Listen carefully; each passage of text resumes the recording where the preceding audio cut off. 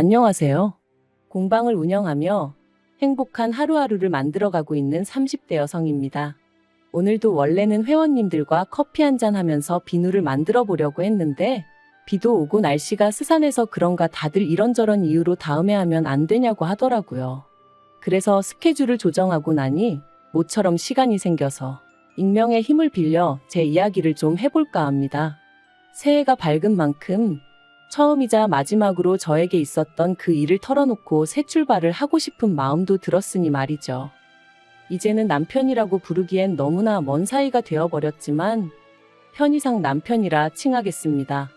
남편하고는 6년 전, 그러니까 제 나이 27의 친한 친구의 소개로 만났어요. 당시 저는 사귀던 남자친구와 헤어지고 무척이나 힘든 시간을 보내고 있었거든요. 그리고 그런 저를 보다 못한 친구가 주변에 물어물어 몇몇 소개팅 자리를 만들었고 남편도 그들 중 하나였지요. 여담이지만 당시 저에게 호감을 표현한 사람은 3명 정도 있었는데 남편이 가장 말수가 적고 약속 시간을 잘 지키더라고요. 그리고 저를 힘들게 했던 전 남자친구라는 작자는 말이 많고 거짓말에 아주 능수능란했기에 그와 정반대였던 남편에게 제 마음이 끌렸던 것 같네요. 적어도 시덥잖은 소리 안 하고 저를 속이지는 않을 것 같았으니까요. 아무튼 그렇게 어떻게 보면 별 시덥지 않은 이유로 남편을 선택했고 연애를 시작했습니다. 이후로 사귄 지 3년째 되던 해에는 남편이 프로포즈를 해왔고요. 그런데 남편이 프로포즈를 하면서 하는 말이 양가의 도움 없이 두 사람의 힘으로만 시작하고 싶다대요. 그래서 제가 도움을 받을 수 있으면 받는 게 좋지. 어째서 그러냐 했습니다. 사실 처음부터 고생하기도 싫었고 남의 눈이 신경 쓰였거든요. 먼저 시집간 친구들 중에는 아파트를 받았네, 외제차를 받았네 하는 경우도 있었는데 아주 바닥부터 시작하고 싶지는 않았던 게 솔직한 제 마음이었죠. 하지만 남편이 말하길 자기가 장남이기도 하고 그러니 부모님에게 부담을 드리고 싶지는 않다는 거예요. 그래서 제가 이 이야기를 친정에 전하니 친정아버지는 그게 무슨 똥자존심이냐며 화를 내셨습니다. 그리고는 자식이 안 받는다고 해도 부모 마음이란 게 그런 게 아니라면서 아마 결혼 이야기 나오면 그쪽에서 먼저 얼마라도 해줄 거라 들 테니 저더러 걱정 말라 하시더라고요. 그런데 이게 웬걸, 상견례 자리에서도 시부모님은 돈에 관련돼서는 한마디도 없으시대요. 그저 고장난 로봇처럼 다 큰 애들이 좋아서 한다는데 알아서 할 거란 소리만 하셨으니까요. 그리고 이 일로 저희 친정아버지께선 남편 집안이 아무래도 이상하다 하시며 결혼은 없던 걸로 하라셨습니다. 참고로 저희 친정어머니는 제가 중학생 때 돌아가셨고 그래서 이후로는 친정아버지가 저랑 오빠를 키워주셨어요. 특히나 저는 둘째고 딸이다 보니 불면 날아갈 듯 아주 애지중지 키워주셨죠. 그러니 제가 제대로 된 대접도 못 받고 시집을 가는 것 같아 무척 속상해 하셨던 거예요. 하지만 당시에 저는 그런 친정아버지의 속내는 이해하지 못하고 그저 결혼을 반대하신다는 사실이 야속하게만 느껴졌습니다. 한편으론 그런 시부모님에게 꼼짝도 못하고 눈치만 보는 남편이 너무나 신경 쓰였고요. 어째서인지 남편은 어떻게든 내가 챙겨야겠다는 그런 생각까지 하면서 말이죠. 그래서 못 헤어진다고 친정아버지 앞에서 울고 짜고 말 그대로 난리를 쳤어요. 그리고 결국 자식이기는 부모 없다며 친정아버지께서 그렇게 남편과의 결혼을 허락해 주셨습니다. 신혼살림도 친정아버지의 도움을 받아 아파트에서 시작할 수 있었고요. 그런데 그렇게 결혼식을 올리고 얼마 지나지 않았을 때였어요. 회사 창립 기념일이라 저는 집에 남게 되었고 남편은 평소와 다름없이 출근을 했는데 막상 모처럼 혼자 집에 있으려니까 뭔가 어색한 거예요. 그래서 뭘 할까 고민하다 마침 날씨도 여름에서 가을로 넘어가고 있겠다. 집 청소나 하면 딱이겠다 싶더라고요.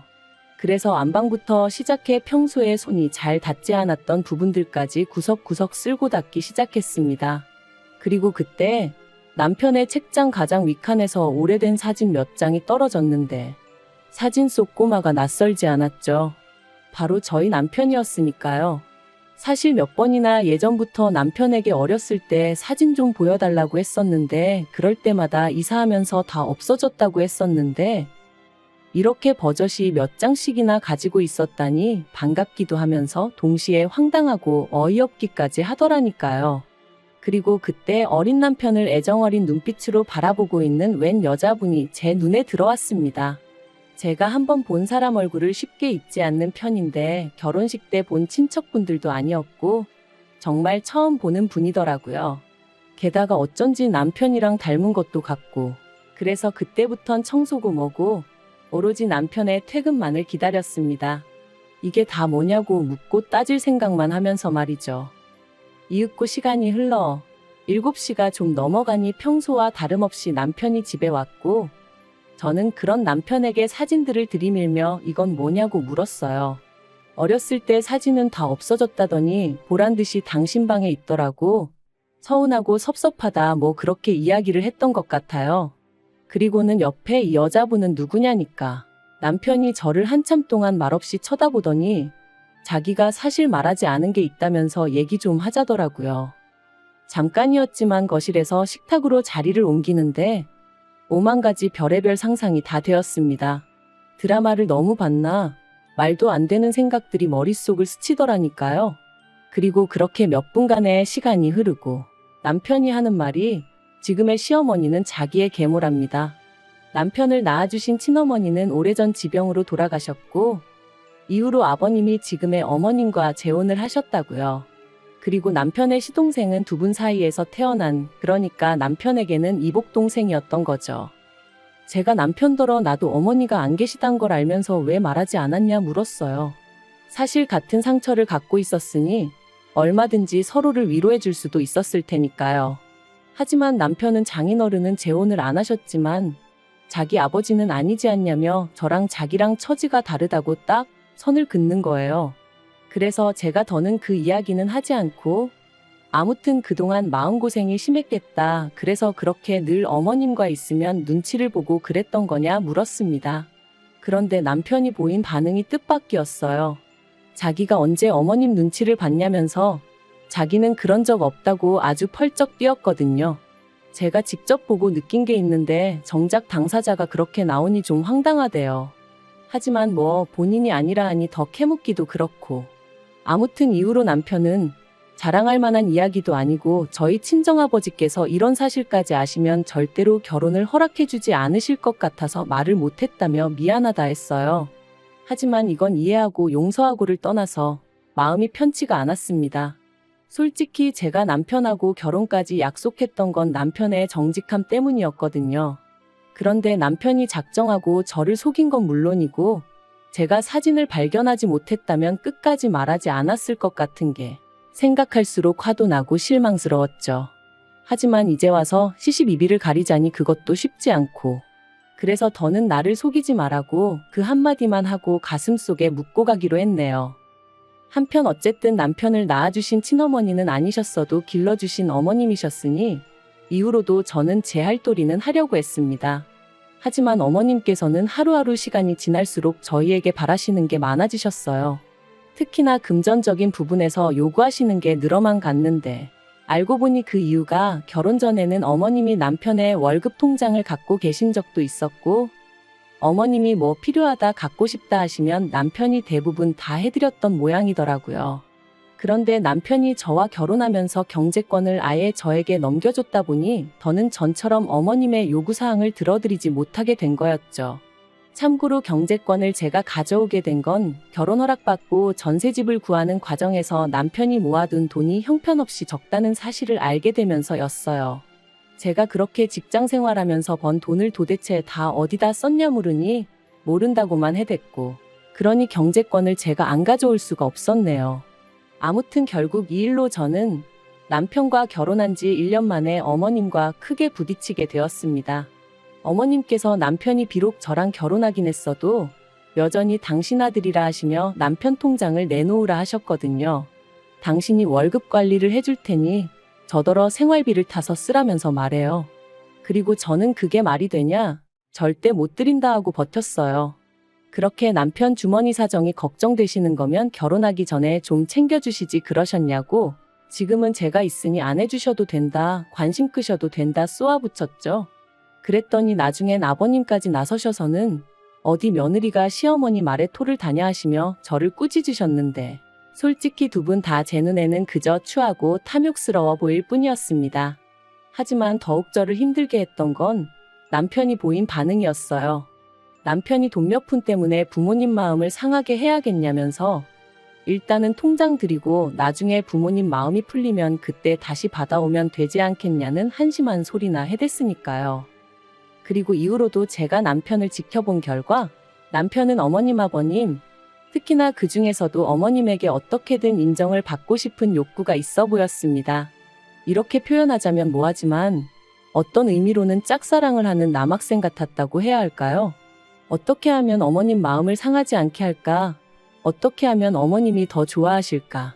하지만 어머님이 남편을 대하는 태도는 시동생을 대하는 태도와 비교하면 정말 하늘과 땅 차이였거든요.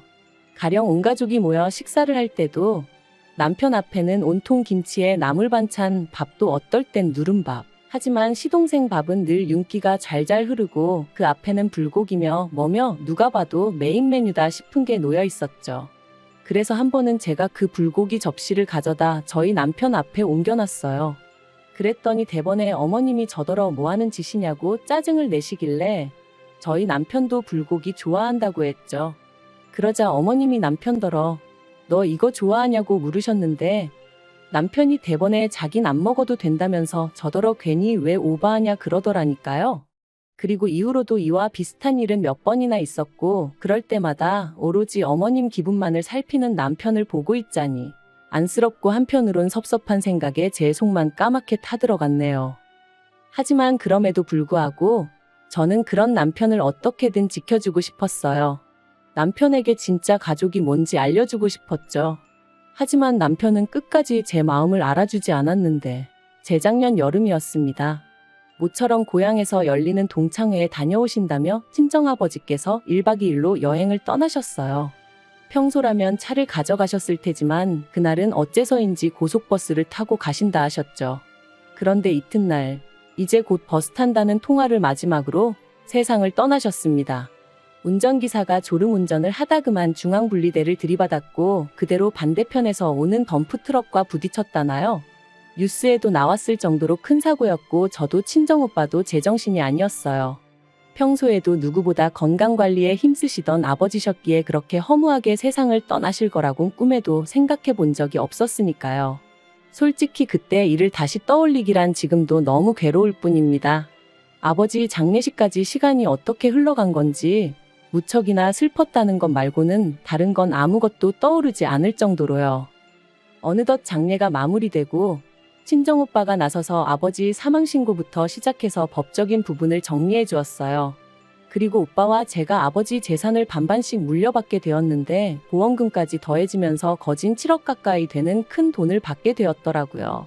저는 이 일을 마음 같아선 남편에게조차 비밀로 하고 싶었습니다.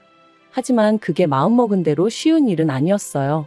그래서 남편에게 당신만 알고 있고 시부모님이나 시동생에게는 꼭 비밀로 하라고 신신당부를 했는데 설마 했더니 역시나 지켜지지 않았습니다. 남편이 알게 되고 일주일도 지나지 않아 어머님이 연락을 해오셨거든요. 그것도 처음 들어보는 세상 다정한 목소리로 말해요. 어머님은 이제껏 며느리랑 데이트 한번 못 해봤다는 너스레를 떠시며 저더러 만나자 하셨습니다. 그런데 막상 카페에 도착하니 그 자리엔 어머님만 나와 계신 게 아니었어요. 아버님도 시동생도 그리고 심지어 남편까지 나와 있었거든요. 어머님은 단도직입적으로 이야기하겠다 하시더니 사돈이 재산을 꽤 많이 남기셨다 들었다며 저더러 앞으로 그 돈으로 뭘 할 거냐 물으셨습니다. 저는 아무것도 안 할 거라고 대답했고요. 실제로 당시엔 돈이고 뭐고 계획을 세우고 그럴 만한 마음의 여유도 없었던 게 사실이었죠. 그런데 제 말뜻을 어머님은 어떻게 이해를 하신 건지 그럼 잘 되었다 하시면서 그중 3억을 당신한테 달라셨습니다. 어이가 없어서 왜 그러시냐고 물으니 시동생 장가도 가야 하고 당신들 사는 아파트도 너무 낡아서 이사를 갈까 하신다나요? 황당해서 그러니까 그 돈을 왜 저한테 달라시냐고 물었어요. 그랬더니 어머님이 남편을 쳐다보시면서 그러면 맏며느리가 돼서는 이 집에 돈 필요한 사람이 이렇게 많은데 그 큰 돈을 쥐고 모른 척 할 거냐는 거예요.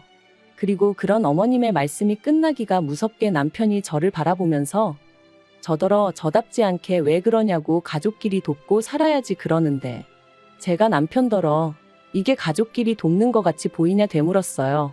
지금 어머님 눈에는 당신은 호구로 보이고 나는 그 호구 마누라로 보이니까 저러시는 거라고 덧붙이면서요.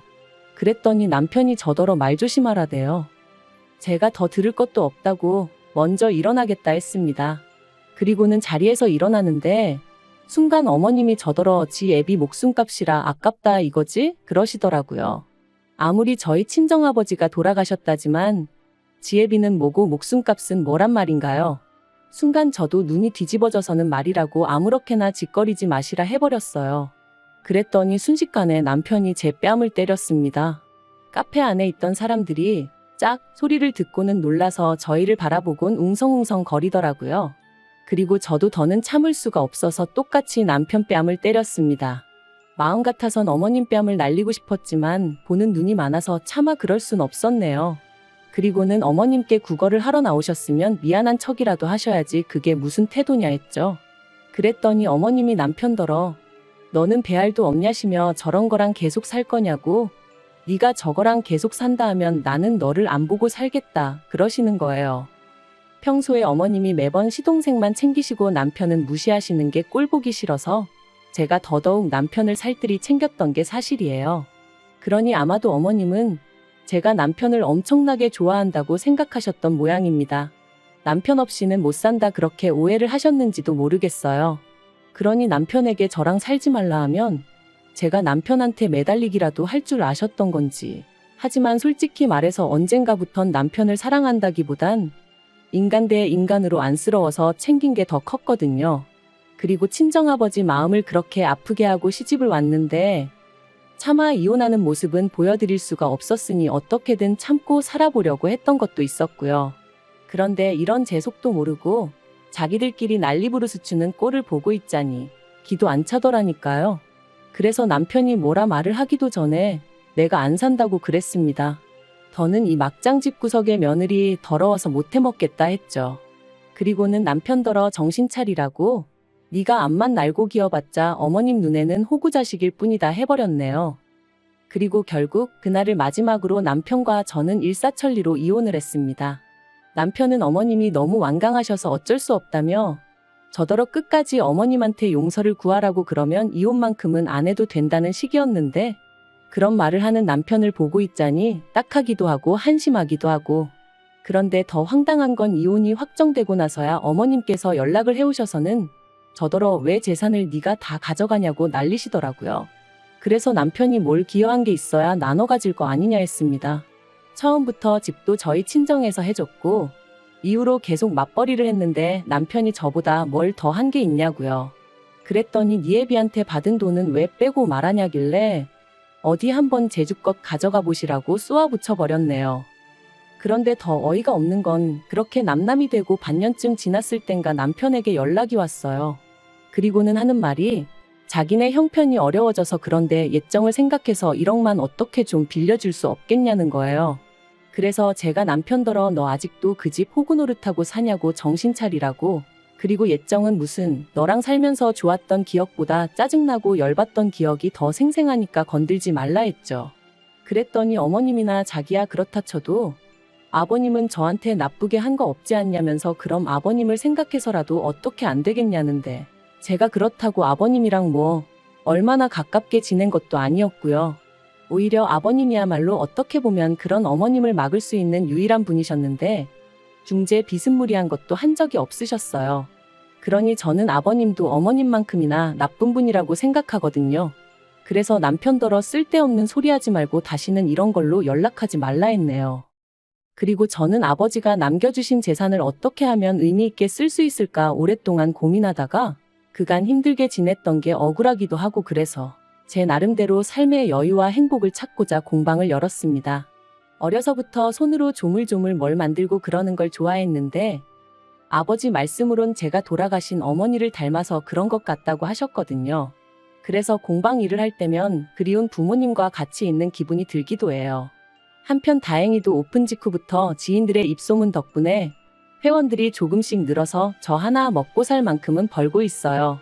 이만하면 하늘에 계신 부모님도 저를 보고 크게 걱정은 안 하시겠죠? 이제 지난 과거는 잊고 앞으로 제가 만들어갈 행복만 생각하며 살겠습니다.